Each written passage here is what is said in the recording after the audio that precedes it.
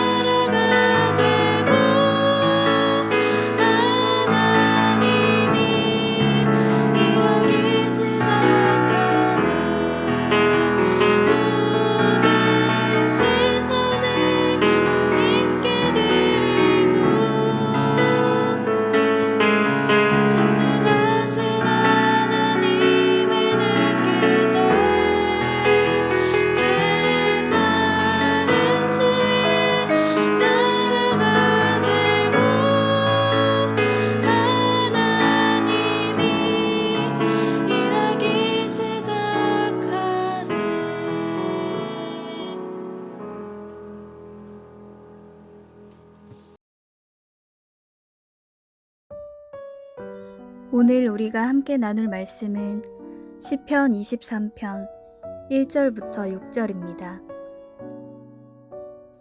여호와는 나의 목자시니 내게 부족함이 없으리로다.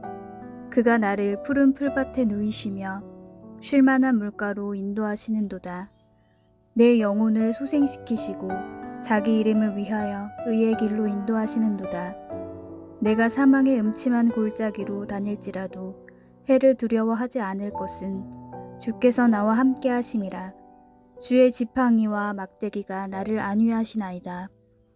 주께서 내 원수의 목전에서 내게 상을 차려주시고 기름을 내 머리에 부으셨으니 내 잔이 넘치나이다. 내 평생의 선하심과 인자하심이 반드시 나를 따르리니 내가 여호와의 집에 영원히 살리로다. 아멘.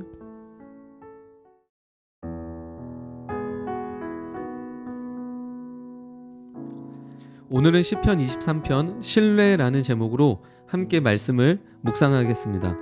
본문의 1절 2절 말씀은 한국 교회에서 가장 유명한 구절입니다. 그러나 우리의 현실로 묵상해서 들여다보게 되면 확실히 거리를 느끼게 됩니다. 왜냐하면 우리는 하나님만 나의 목자로 생각하지 않을 때가 있기 때문입니다. 더 나아가 하나님을 나의 목자로 인정하더라도 늘 나에게 부족함이 많은 분으로 생각합니다. 2절을 보게 되면 시인은 하나님이 자신을 푸른 초장에 인도하실 것이라 말하지만 우리의 현실을 보면 전혀 푸른 초장이 아니라고 느껴지기 때문입니다. 또한 쉴만한 물가로 인도하기보다 우리는 오늘 마실 물을 찾느라 매일 고군분투하며 살아가기 때문입니다. 그렇다 보니 이 유명한 구절을 조금만 묵상해서 들어가게 되면 가장 먼저 거리감부터 확 느껴지는 게 우리의 실력일지도 모릅니다. 그렇다면 시인은 어떻게 이런 고백을 할 수 있었을까? 바로 이 부분을 생각해 보려고 합니다. 여러 가지 질문들을 던져볼 수 있습니다. 시인은 하나님만 자신의 목자라고 고백할 만큼 만족스러운 삶을 살았는가? 아니면 시인의 모든 필요를 다 채워줄 정도로 하나님은 부족함이 정말 없었는가? 시인의 인생은 항상 푸른 초장과 쉴만한 물가로 채워져 있었는가? 이런 정도의 질문을 해보면서 다음 구절로 넘어가 보려고 합니다. 3절에서 5절을 보면 시인이 어떤 현실에 있는지 알 수 있습니다. 첫 번째로 시인은 소생을 받아야 될 정도로 죽음의 상태에 있습니다. 사람이 언제 죽고 싶은지 아십니까? 상황 때문이라고 생각하겠지만 더 근본적으로는 내면이 무너졌을 때입니다. 마음이 무너지게 되면 모든 의지가 무너지게 됩니다. 심지어 살고자 하는 의지까지 무너지게 됩니다. 스스로 목숨을 끊는 사람들은 상황이 안 좋은 것도 이유가 될 수 있지만 궁극적으로는 내면이 완전히 무너졌기 때문이라고 볼 수 있습니다. 지금 시인의 상황이 그렇다는 것입니다. 그리고 이 사실은 오늘 우리가 살아가는 현실과 매우 닮아 있습니다. 우리도 내면이 무너지는 경험을 수없이 하며 살아갑니다. 두 번째로 시인은 사망의 음침한 골짜기에 있습니다. 게다가 그곳에서 걸어가야 되는 것이 시인의 현실입니다. 우리나라의 지형과 달리 이스라엘에는 협곡이 있었습니다. 그런 곳은 한 번만 발을 잘못 디디면 죽음을 피하기 어렵습니다. 그런데 그곳에서 앞을 향해 걸어가야만 됩니다. 시인은 얼마나 두렵겠습니까? 그런데 우리의 현실도 이와 같을 때가 많습니다. 우리나라 청소년들로 생각해 봅시다. 학생들은 여러 번의 시험이 있습니다. 그 시험을 한 번이라도 잘못 보면 입시에서 곧 실패로 연결될 수 있기 때문에 늘 긴장과 두려움 속에서 걸어갑니다. 20대도 마찬가지입니다. 30대부터 40대, 50대는 더 큰 긴장과 두려움이 있습니다. 한 걸음 잘못 내디디면 그 결과가 어떻게 될지 뻔히 보이기 때문입니다. 미래의 불안이 매일 찾아오고 두려운 상황이 매일 반복되는 가운데 우리는 협곡에 빠지지 않고 앞으로 가야만 되는 현실이 있습니다. 그리고 그 현실이 오늘 본문의 시인의 상황과 닮아 있습니다.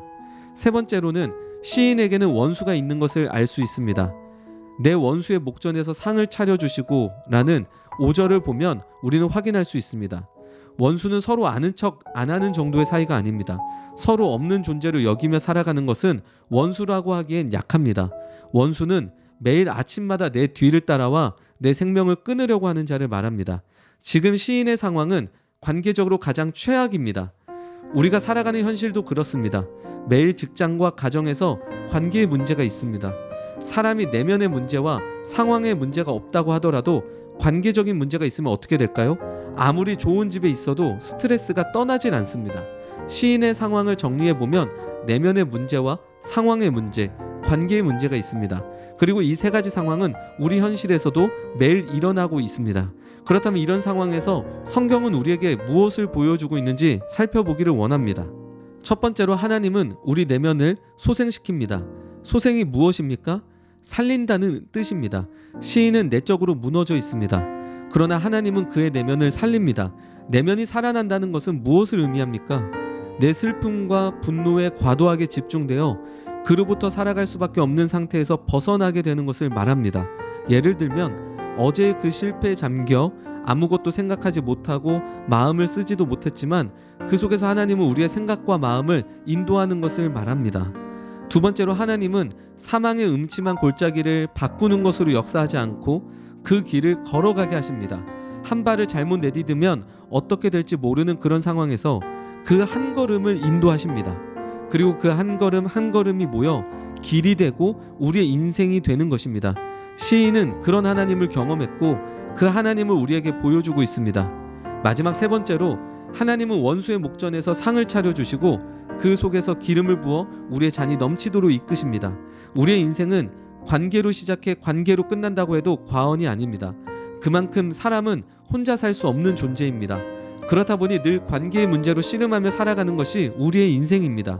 그런데 원수의 목전에서 상을 차려주신다는 것은 우리의 모든 상황 속에 들어오셔서 하나님의 자녀로 백성으로 살아가게 이끄신다는 것을 말합니다. 이제 말씀을 정리하겠습니다. 시인은 내적 어려움과 그리고 상황에서 오는 어려움 그리고 관계적으로 어려운 현실을 우리에게 보여줍니다. 이는 우리의 현실과 닮아 있습니다. 그런데 성경은 이런 현실을 보여주는 것으로 끝나지 않고 그 속에서 하나님이 실제적으로 우리와 함께하고 계시다는 사실을 보여줍니다.